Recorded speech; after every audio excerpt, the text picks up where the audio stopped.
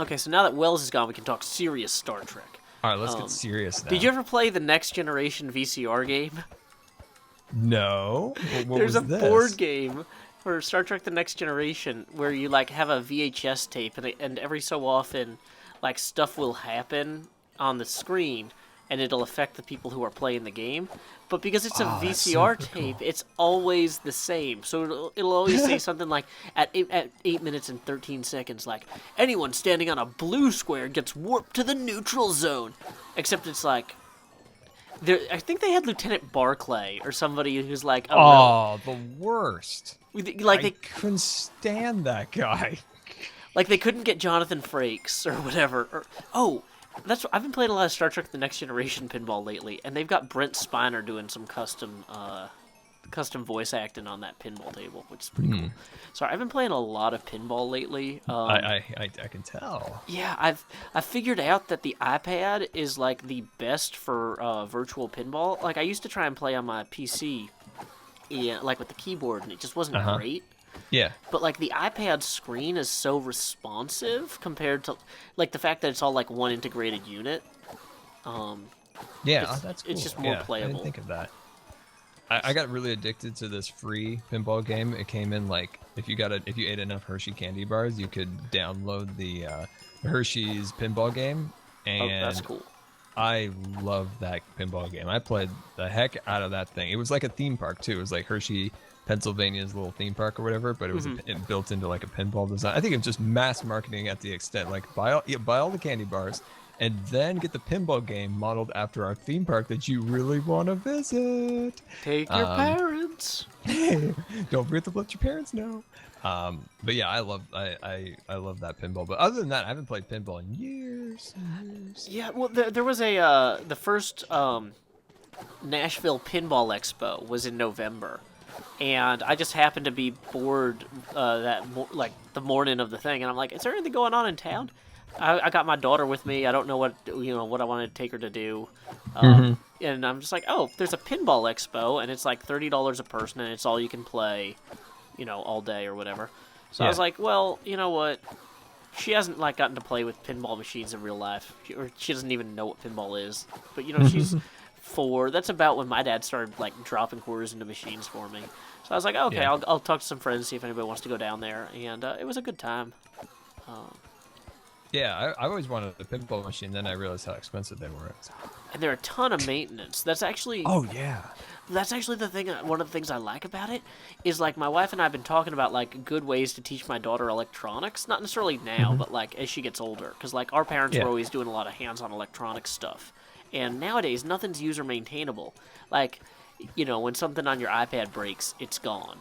Something on your phone breaks, it's gone. Your coffee maker, basically anything. Yeah. Whereas pinball tables, even the new ones, they come with a book that has like every circuit diagram, every part number, everything is designed to be user maintainable. And That's cool. Teaching her, like, it's like, not that we can afford a pinball machine now, but like by the time she's old enough to start learning to solder and stuff, maybe we could pick up an old one, like a used one on the cheap that's broken and then repair it as a family project or something. And then you get the neighborhood kids, they got to pay. So they just yeah. keep up the maintenance costs a little Yeah, bit. quarters. I got a question for you. Do you think as things get more virtual, if you will, that things like that, pinball machines that are tangible, things that are mechanical, things that you can like physically see, touch, and like light up and stuff, do you think that'll become more popular? Like that'll become like the cooler thing to see, something that's not virtual, not VR, not something you just fakely see, if that makes any sense, but seeing something mechanical and like all the gears moving around. Do you think that'll become like, I don't know, almost like the more sought after thing? Does that make any sense? It does make sense, and I think so to some degree. Like, for example, having one pinball table would be valuable to me because we could use it to teach all these things that are harder to teach. It's gotten easier to teach programming, but harder to teach electronics in some ways. And so one table has value. But the thing is, at the point where I have VR goggles, I can then download like recreations of every other pinball game ever, basically, at this point. Yeah. Not all of them, but like, let's say 50% of the greatest tables in the world, and so that's actually one of the only reasons I'm considering getting into virtual reality stuff at all. Probably not now, but like in a couple of years when they do the next iterations of stuff. Mm-hmm. Uh-oh, I'm being shot at. Yeah, this is dangerous. Oh, This is super dangerous. I should have brought torches back with me. This is a hard skeleton to kill. Okay, he's killed. Because I've just found that, like, especially when it, like, I was a photographer, like, I look at pictures on the computer and I'm like, ooh, neat, fancy. But when I see a picture in my hand, there's just something more different about the feeling of like holding something. And then it's also like painting, like if I paint something on a canvas and then if I do it digitally on like a pen tablet, which is cool. Like I love the abilities that you can do with that, but there's just something that's always missing when you don't like have it, like when it's just virtually on a screen where it's not something like tangible in your hand. That's what I was like. It's like film too. You know, film's like mostly dead, but then there's like a very, very small group of people still that keep it alive. Mainly in my town. Well, I was gonna say, They're like, holding we've it got down. a nonprofit theater that does like 35 millimeter screenings of old movies and stuff. So I've seen Clue on 35 millimeter and like a bunch of other random old films as well as some new stuff. But yeah, it is harder to find, and I feel like the virtual reality thing will work better for most people most of the time in cases where they want access to something uncommon in particular. Like if I wanted to Yeah. play a particular pinball table, chances are it's not going to be the one I own. Not because I'm just like, oh, I want what I can't have, but like, oh, hey, it'd be neat to try this other table that I haven't seen yet. Or Yeah, yeah. so like being able to pull up a library of all of them, and like I pay $8 to download a full recreation of what would be an $8,000 table is pretty cool. But at the same time, like I'm always going to want to own one at least, and I'm always going to want to occasionally take trips to places where I could play real physical machines.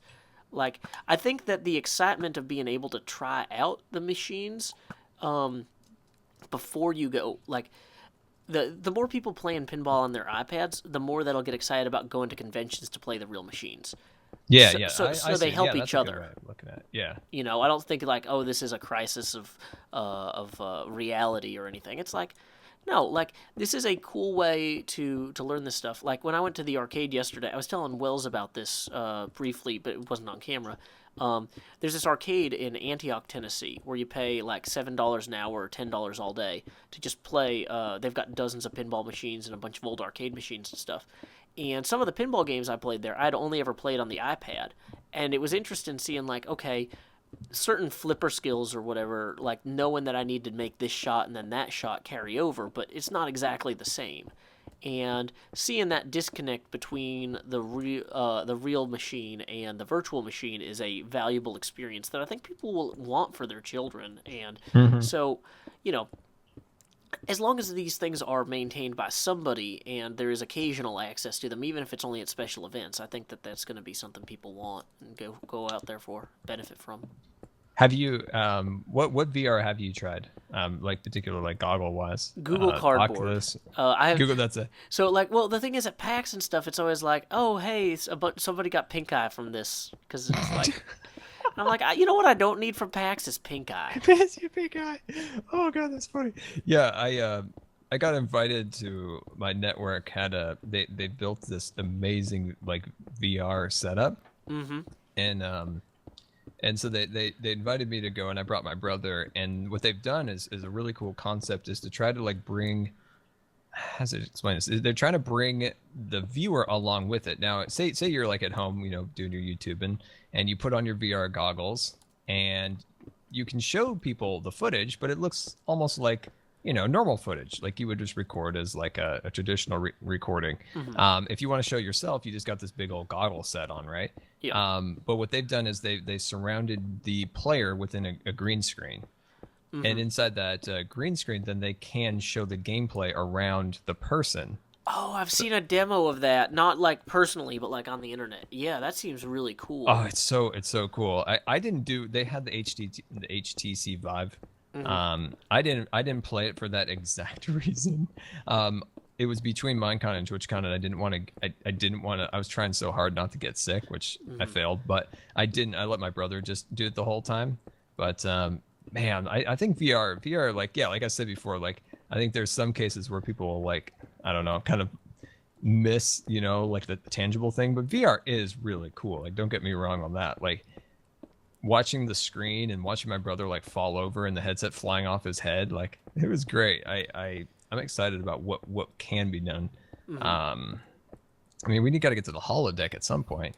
We're on the way. Well, there's a lot of training value of VR. Like, I would love a sailing game where you're literally just like simulating being on a sailboat. So then me and my Yeah. daughter could play that together, and then we go on vacation and we rent a sailboat, and we both know, okay, we've practiced all of these individual things. We know when the wind does this, we have to do that. We know when this happens, you have to do this.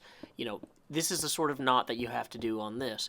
Knot tying is something where VR isn't caught up yet, but like, I think by the time my daughter's 3 right now, by the time she's 13, if we can't tie knots in virtual reality, people, We've done something wrong. yeah, like, all you need to know is where people's fingers are. I mean, that's actually a really hard thing because tying knots is so.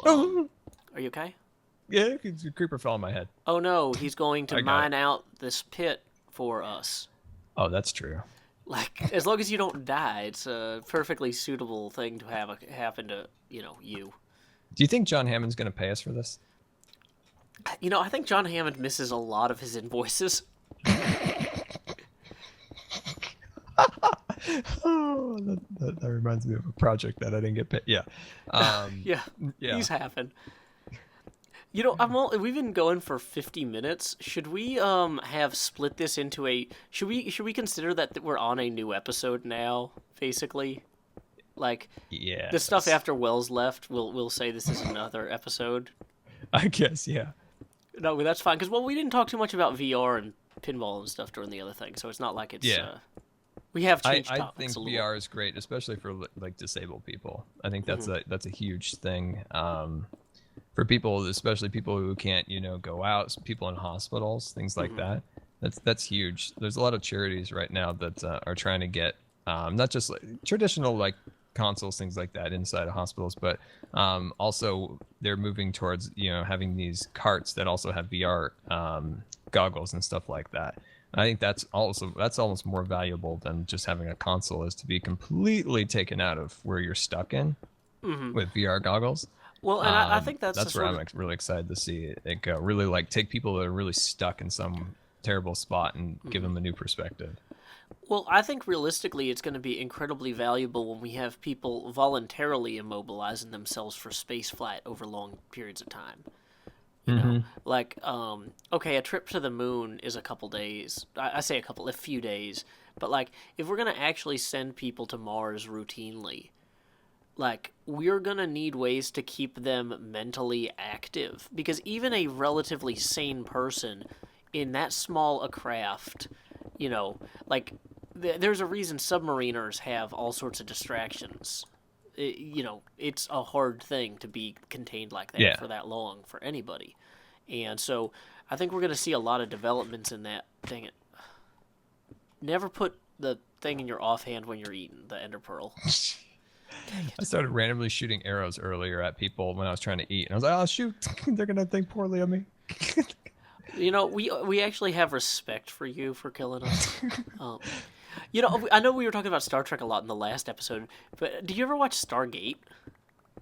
No, that is something I've never watched. I think I've seen some movie that there was like the start of it was like a movie. I think MacGyver was in it. I think maybe, or he was in a TV show. Dean Anderson. Yeah, he's in the TV show SG-1. But one of the whole things about the premise of Stargate is that these aliens pretend to be gods and then have like they trick people on all these planets into following them. And they basically like took a bunch of humans from Earth back in the ancient Egyptian era and set up colonies all over the galaxy to do like slave labor for them under the pretense of being gods. And so one of the best greetings in the entire world, as far as I'm concerned, is in one episode, one of the rebels who is like trying to overthrow these false gods or whatever is greeted by another one. And he holds up a fist and goes, "I honor he who would kill his gods." I'm just like, that's so good. Yeah. So yeah, if you would kill us, that means that like you're no longer starstruck by all the hermits. You're just like, oh yeah, these are regular blokes that I'll just stab to death. Whatever. You've also gone British by saying blokes, but I mean that happens to Yeah, all of us that on the server. happens.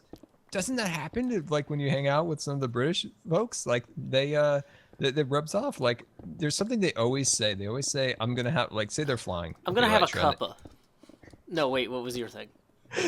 It's, "I'm gonna have a land here." Like there's always like I kept saying, "I'm gonna have a land here." I would have said, "I'm going to land." I don't know. I'm trying to think of the way I would have said it. Like, all right, let's see. That I'm needs gonna to be a land here. sound And effect in a terraforming game. If anyone adds sound effects to the original Sim City, anytime you terraform land, it just have Scar say, "I'm gonna have a land here. I'm gonna have a land here. Pop Yeah, off for a quick land."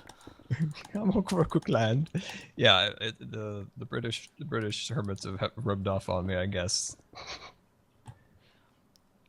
Let's see. Oh, good. I'm still collecting hardened clay. I bit off way more than I can chew with my base and trying to like terraform out the mountains that I've expanded, and it's a disaster. So all this hardened clay is gonna be put to use. Oh, that's good. Yeah, I'm kind of between mega projects right now. I was just working on that library, and man, that farm I built took forever to actually plant all those crops diagonally. Like people are like, "How are you going to harvest this?" I'm like, "I will never harvest this. This I is will never harvest this. like this is too much work."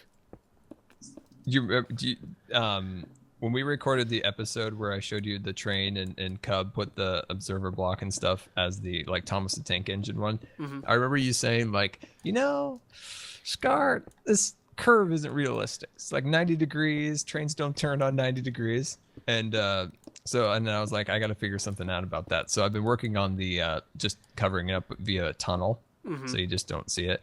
But I still get so much like so much flack in the comments like this isn't realistic. But I was like, I'm trying. I'm making a What if you mountain over it. just what if you just make a bridge? Just go to where the tunnel is, and just hew out the back of the tunnel, and just make a bridge that connects across the ravine. Just like don't even try to turn the track. Just be like an extra bridge here. Extra bridge. Yeah. Howdy, y'all. Extra bridge here on account of being, unable to turn the train and train's not wanting to die. It's not one to die. Its little frown turns or its smile turns upside down. Trains have a very strong survival instinct. It won't go over the edge. Yeah, I want. Oh, sorry. Oh, jeez. No, that was hitting you my with bad, axe? Ender Pearl. Oh, okay. Oh, did you anger that guy? No, he's just angry in general. Oh. He's just People like angry that over are there. just toxic. Yeah, they are. Oh, sorry, go on. Do you ever get scared? An Enderman at a good distance, do you ever hear weird sounds on the server when you're all alone at night working? Sometimes. It but, happened like, to me. I live in a place with a bunch of other people, so sometimes I just kind of assume it's one of them. Uh-huh. But So it was really quiet, and I heard this, like, it was like a combination of an Enderman and the sound of an Ender Dragon dying in the overworld. You know, that like crackling sound? oh, that's weird. But it was it was something in between those two, and it lasted for like a minute, maybe a minute about, and I couldn't, that sound, I've never heard that sound before, and it was so creepy. Never been scared on a Minecraft server till then. Server officially haunted. Server has been haunted, yes. Like I could say that I've never been scared on a Minecraft server. I'm like pretty sure I'm an adult. I'm like, I'm not scared of the Minecraft server. But this sound was actually scary. And it was late at night. Nobody was on the server. It was dark. It was pitch dark in my room working on this tunnel. And I was like, oh, that's scary. There was an old game called Black and White where every so often, like if you played for more than 4 hours, it would just start whispering stuff at you like, Whoa. That's scary. yeah, and so the idea was like, people who were like, oh, playing until 3 in the morning, all of a sudden would start thinking that they were hallucinating auditorily. Because, like, that's about the point where you're like, yeah, auditory hallucinations, that seems about right. Maybe I should go to bed.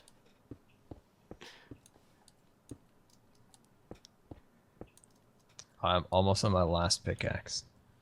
Oh, I only brought the one. I guess it helps that it's geez, spider. efficiency 4, so I'm not, like, burning through them as quick as you guys. Very, very, very angry spider over here. Now the walls aren't exactly symmetrical like He can fix the walls. yeah, he can totally. Well, the other thing is that like we're also still like 60 blocks up. We need to actually drill this all the way down. Oh. Like, so he wants to go all the way down to the end of the ravine. Basically, yeah. Like this is we're not even going all the way down right now. No, I'm almost out of pickaxes. Yeah, I had to run to the Ender Farm to rejuvenate or whatever. Regenerate. I don't know. That's more Doctor Who. I have not seen. I saw up until Bowtie Guy. You could skip him in my opinion. I love David Tennant. I love Eccleston. Bowtie Guy's pretty okay. Peter Capaldi, the new one, he is one of my favorite British actors. He is great in this show about British politics called The Thick of It, and he just yells at people nonstop. Okay. It's like the whole character on The Thick of It. Like his job is he's like the media enforcer for the prime minister. So it's just him going in and yelling at cabinet ministers in charge of things, like for screwing up in public, and trying to basically solve their messes by yelling at them until they fix them. And it's a comedy and it's great. So. Unfortunately, the first like 2 seasons of Doctor Who that he is don't have some of the best scripts. Like the ones where they have good scripts, he's amazing. The ones where they don't, he's still pretty good. But it's just kind of like, guys, you're wasting this really talented fella. Yeah, I always think when I watch Doctor Who, the Doctor Who would be a better animated series or just a book. Like their budget just doesn't do that. The idea of Doctor Who justice. It's, like some of these characters, like the first episode, there was like the rubber guys or the plastic guys. Yeah, the mannequins. What is this? Well, the thing, but those angels, my gosh, those were scary. Well, and those they don't need to be high budget because they just carve them out of styrofoam and you're set. Spray paint them with the stone effect. Yeah, that was a great concept. They actually incorporated that into one of the Call of Duties. It was like an Easter egg. Yeah, if you so did you ever play Call of Duty? No, because I didn't know it had a crossover with Doctor Who. They should be putting this on the box. Kinda not. So there's a map called Nuketown, and it's in any of the games that have developed by what David Vanderhaar, what's his studio? I always forget. Treyarch. So any of the Treyarch games, they always have a variant of their map called Nuketown. It was first introduced in like Black Ops 1. It's like the it's like the scene from that Indiana Jones movie that should not be mentioned, where Harrison Ford was in the refrigerator gotcha, in I that haven't like seen town. That, oh, okay, good. Okay. You're good. Yeah, I make good choices. You make good choices. So it's a Also, town developed by the military to like detonate a nuclear bomb in, so they could like see what happens to a town. So that's the basis of like the map. It's a small map, two houses, and then some cars and lots of mannequins. So if you go into a single player world in Black Ops 3 and I forgot what it was, either you shoot their heads off or you knife each one, all of a sudden it makes like a little ding sound, and then you don't think anything happened. Like the mannequins are just hanging out like they always do. You turn your back and you look back and it's like right at you. And if you look at it, then you'll kill you. And so you then eventually you can have like 20 mannequins behind you at once. And then you turn around, they freeze. It's really scary. I thought it was pretty cool, especially if you have another player and you see the mannequin chasing the other player before they look back and make eye contact with it. Oh, that's pretty great. Did you see the block waterfall over here? Block waterfall? Yeah. I don't know if you can see it. Does that mean there's like too many blocks? Do you see the blocks falling onto the ground? No, I see the blocks. I just broke them. Oh, they're invisible to me. All I can see is blocks falling out on them or whatever. Oh. Well, hopefully I disrupted and destroyed your beautiful waterfall. Hey, there's a stairway down here. Does this lead to as low as this is actually supposed to go? No, it literally leads nowhere. Don't follow me. Don't follow me. I mean, you can. I'm not trying to hide the real good secret stuff. It's just like... Is that where the mosquito is? Mosquito? Yeah, the mosquito from Jurassic Park. Inside the sap. Oh, okay. Yeah, sorry. It's Amber Man. Yeah, it's all about the amber. Cool. Well, I was gonna say, man, we've been going for We've about been going a very we've been long going time. over an hour now. We should probably. I think my fans will get upset if I have 4 videos in a row of me just digging. This is true. I This is mean, true. no, We should wrap up. we should wrap it We up. should wrap But up. Scar, it is always fun to record with you. Thank you so much for helping out with this, even though this is not my project. It was fun just talking and digging. Oh yeah, definitely. It was super fun. Now I got to go back and repair like 4 pickaxes. Awesome. Do you still have room for hardened clay? I got some on me if you need it. I'm fully maxed out. Okay. I am 100% maxed out. I just got to go get some food. So yeah, always a pleasure, Joe. I love the puns, my favorite part. But yeah, all right. We'll see you later. Until next time, y'all, this is Joe Hills from Nashville, Tennessee. Keep adventuring. Nice. Yeah, I was trying to think if there's a virtual reality sign out where we could go log out to re-engage with the reality, but like no, there's not like a classic VR like end of game thing yet. Like There needs to be. There needs to be. it's not like please remove your goggles and drink a glass of water and do not fall over. I should just end every video with that. Although most people don't wear goggles. Dang it, I'm placing blocks because of my alternate